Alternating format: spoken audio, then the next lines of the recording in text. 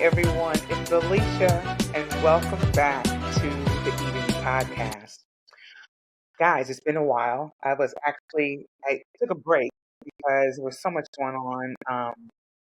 My daughter moved into college, and so this whole summer really was just about like getting everything squared away with that. So I'm grateful that she is, transitioning well into college life. That's been, great to talk to her. I actually talked to her right before I started this recording. She's doing really well and has a lot of friends, and so it's great. So yeah, it's been nice, like transitioning with that, and then now getting back on the mic. I'm so glad to be back here with y'all. It was a nice break. It was well deserved.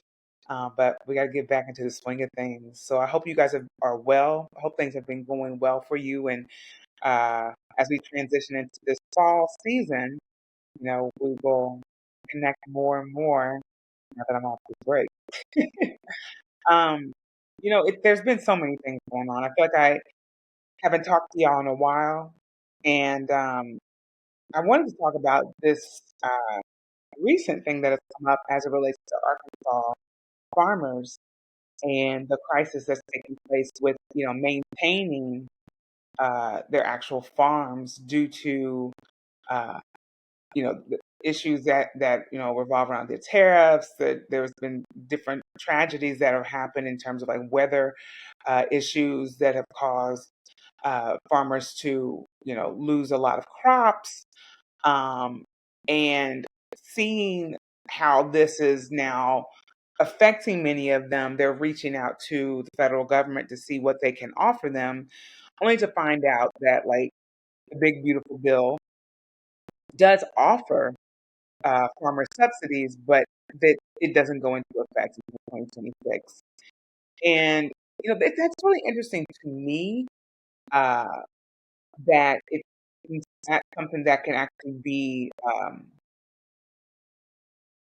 and listen, this is just me just saying things out loud, but it's interesting to me that many of these farmers have backed Trump and support, his actual uh, policies and how he is running this country, but still and yet are seeing the backlash of what this actual um, government and his actual administration is causing, not just the farmers, but Americans in general. But since we are talking about the farmers, we will focus on that.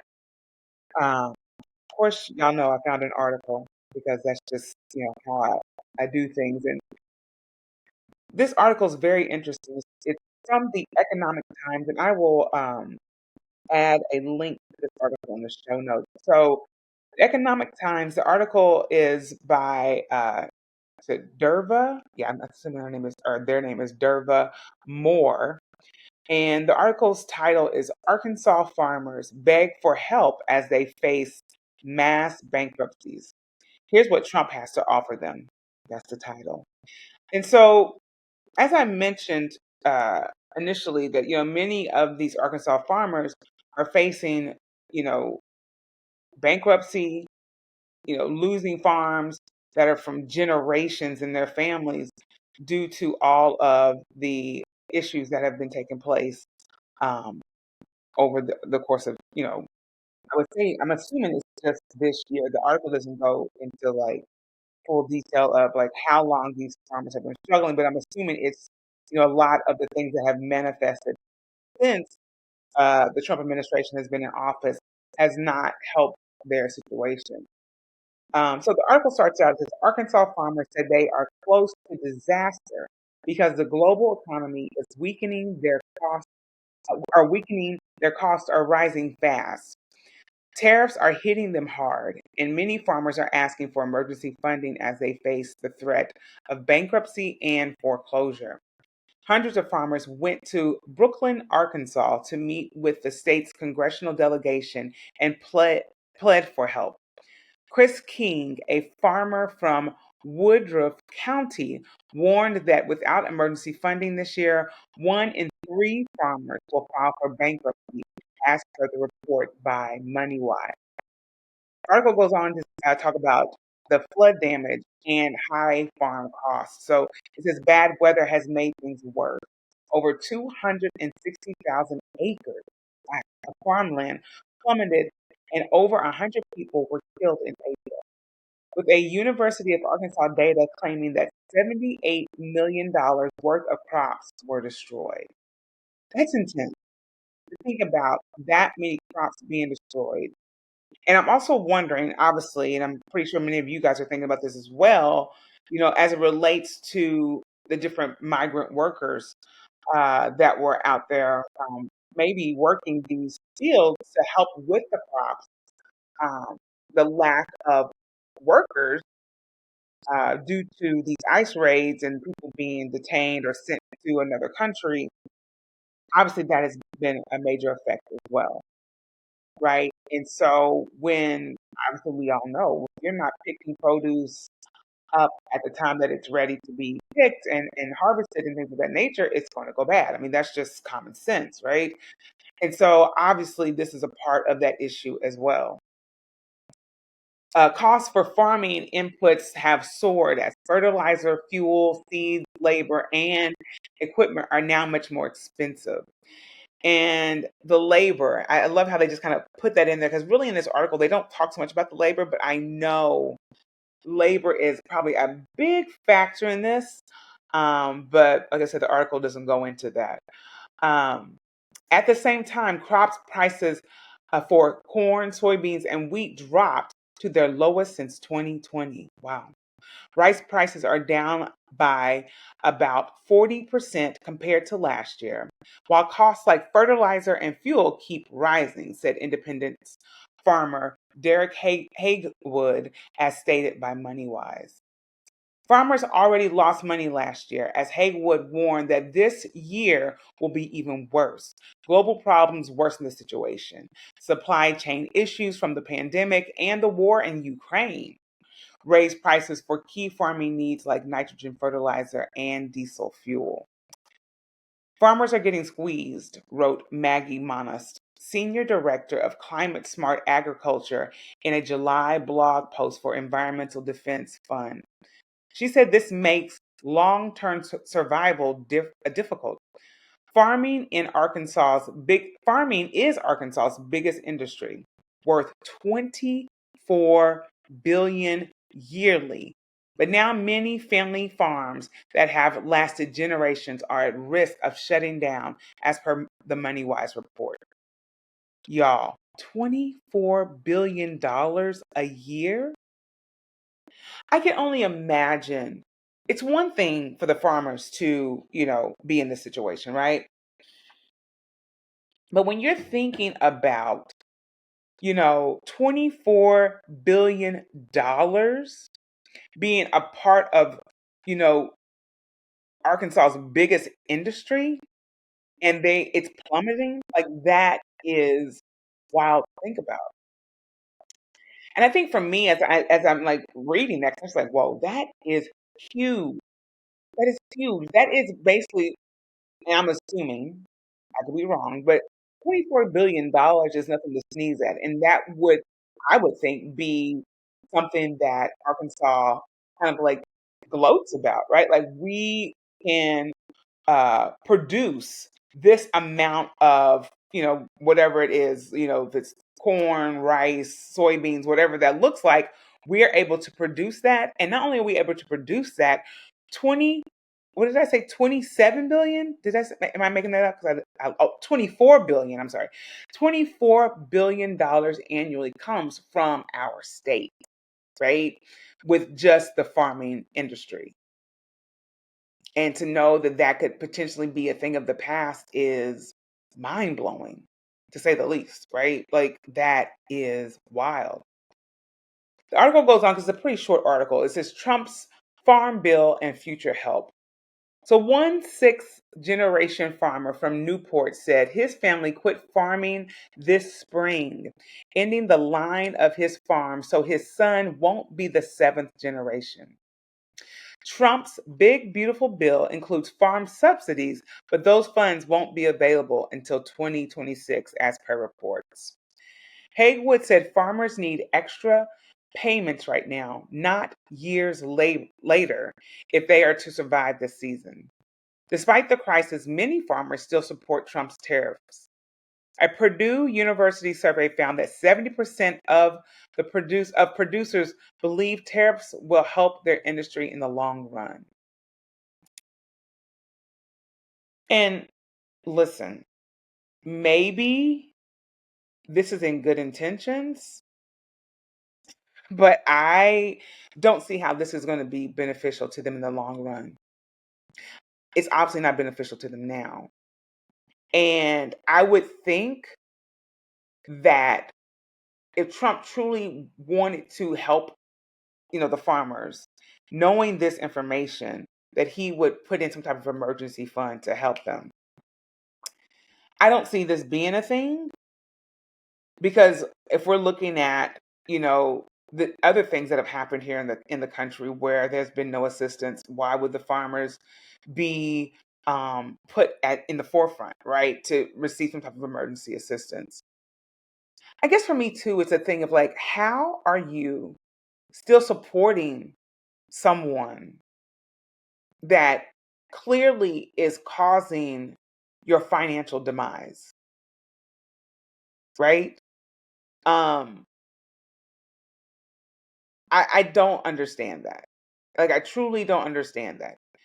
Um, you've had, and I'm talking about some of these, and maybe some of I don't know.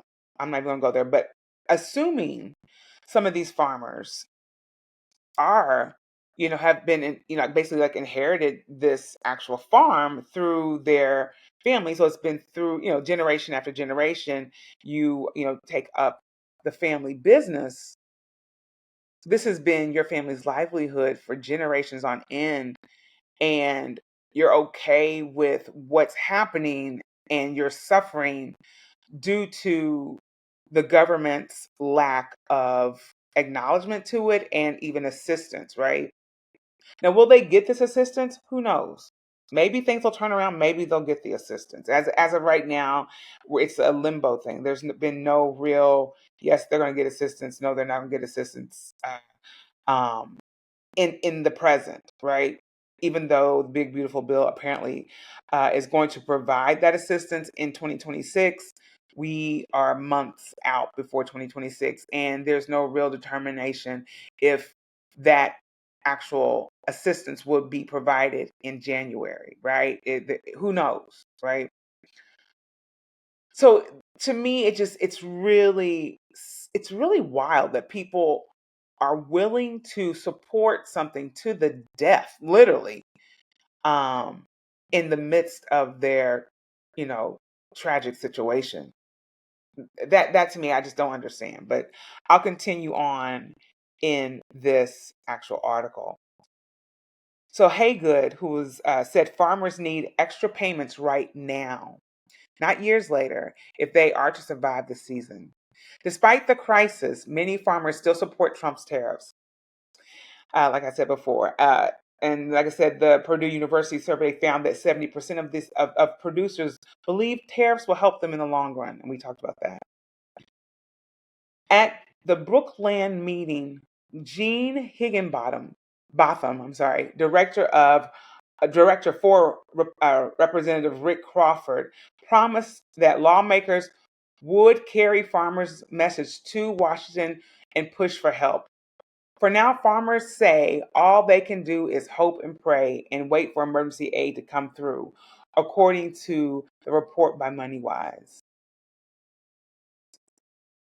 I wanted to talk about this, one, because this is a major crisis for, us in America, especially if you're relying on the farmers in Arkansas to distribute food throughout this country. What that will look like for us moving forward. Um, it's going to be, I can only imagine it's going to be a little tough, right? If this is not something that's resolved sooner than later. But as I mentioned before, I don't understand how folks that are farmers that are in this situation that have supported Trump in the past are still supporting him now. Obviously, in my opinion, and this is just me, I feel like so many people are so brainwashed as it relates to racism that they're willing to sacrifice themselves in order to uphold this racist type of agenda, this white supremacy ideology. And I can only hope and pray that people realize that white supremacy, racism, it's so expensive, and it is costing us and others that are still upholding it their livelihoods, their way of living and being. Like, at what point are you going to realize, hey, okay, I probably didn't get this one right. Maybe I should consider what's happening um, in, you know, me, right? My internal beliefs and everything, and really start working through that, because I am actually causing more harm than good, not just to myself, but people across the country, right? People are relying on these farmers, right? And I'm not saying, okay, you know, what am I saying? This is it. I'm not saying that, oh, they instantly make this change and everything's going to be, rainbows and butterflies and all the things are going to be resolved. But there has to be a reckoning at some point. There has to be a reckoning.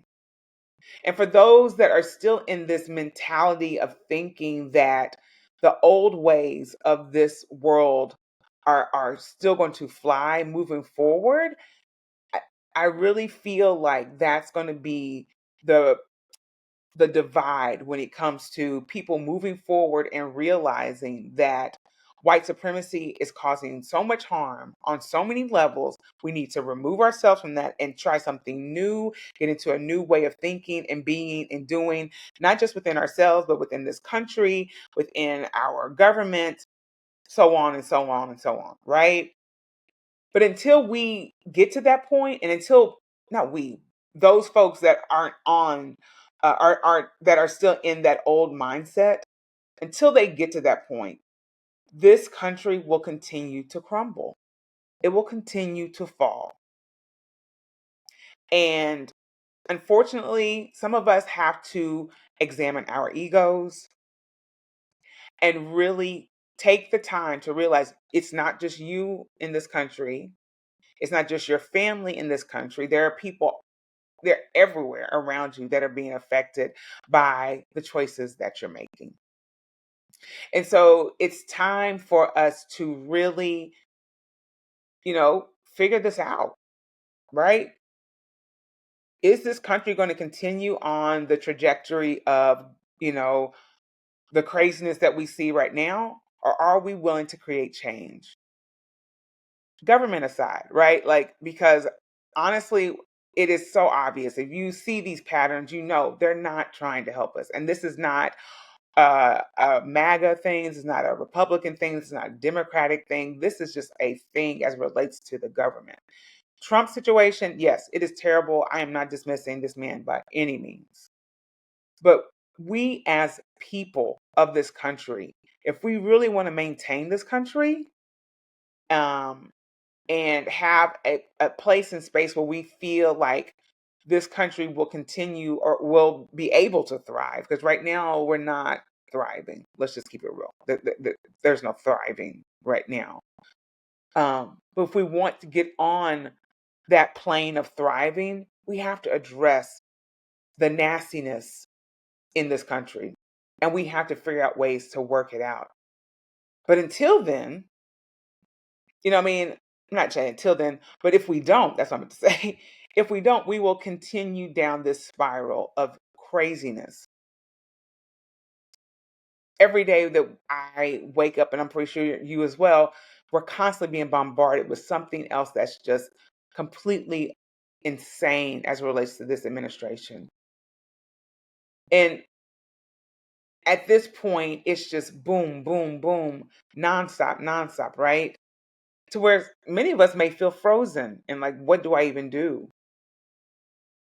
And while this situation with the farmers, we have to wait and see what the government's going to do.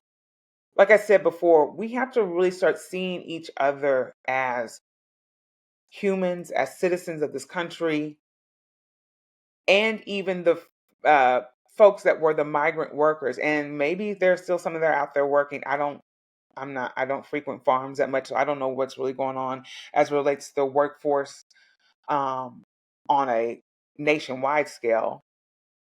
But we have to see the migrant workers too as human beings. These are humans that have taken the time to do this work for probably not much money. Let's just keep it real.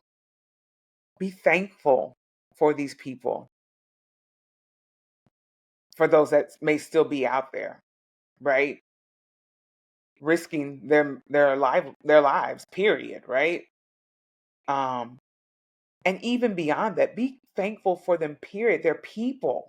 They're people. They're human beings. Regardless of the work they do, they're still people.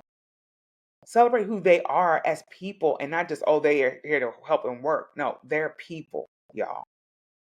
They have families, they have friends, they have lives. They, have things that bring them joy. Like, think about that. Think about that. It's wild to me. So as we wait for another thing to come around in terms of the farmers getting assistance or not, we have to figure this out. And I know many people that are probably listening to this is like, okay, if they get assistance, then what about the people who are in need, right? That is something to question, right? Because a lot of people who support Trump, excuse me, many of them have been the bootstrap people. Pick yourself up by your bootstraps. Why are you reaching out? Or why are you reaching over for a handout from the government? This, that, and the other, right? So many people could be thinking that as well. It's like, oh, whatever happened to bootstraps, y'all? Where are your bootstraps? So that's going to be another question, right? So, like I said, we'll wait and see what will happen. But in the meantime, I can't stress enough, and I say this a lot on this podcast, we have to start seeing each other as human beings. That's where the healing starts. That's where the abundance begins. That's where prosperity can occur. Because if we see each other as human and that everyone just wants to live a vibrant and beautiful life and not cause harm, the old ways of living and being, that idea of scarcity, and that there's not enough, and this person's going to take over my stuff, and this, that, and the other, that wouldn't be a thing. Or at least not to the extent that it is now. Because to say it would not be completely, that's a little Pollyanna-ish, right? But a lot of that could be lessened if we start really viewing each other as human and not constantly seeing people in this caricature mentality. Like they're just not real. They're just these little entities that come out and do whatever, and they don't have feelings. I can do and say whatever to them because they're not human, right? So, excuse me, y'all. Let's start seeing each other as human. Seriously. And like I said before, we will wait and see what will happen. Excuse me, y'all. It's intense there. Something got caught in my throat. We will wait and see what happens. But until then, y'all, we have to start taking care of each other and seeing each other as a human being, or we'll just continue to fall into ruin. That's that. I'm happy to be back, despite the the coughing situation. I'm excited for what's to come with the Eating Me podcast. Um, this month I'll be celebrating, I think is it my fourth year as a podcaster? Don't quote me, but I think that's what it is. Let's see. What is this? 2025? Oh, my third year. I think my third year as a podcaster. And it has been great. There have been ups, there have been downs. Sometimes I wonder if I should even still be doing this, but I know this is something I love to do, and I love sharing with you all and hearing from you all. So I'll keep on keeping on with this. And there's, like I said, there's so much more to come, and I'm really excited for that. So, y'all, thank you for listening to this week's episode of the Eat Me Podcast. I love y'all. Sending so much love to those that are out there that are dealing with so many things at this time in life. Let's just support one another and do our best to just love. Seriously, just love and be kind. Try, please. Anyway, I will see y'all next week. Love y'all, and thank you again. I'll see you. All right. Bye.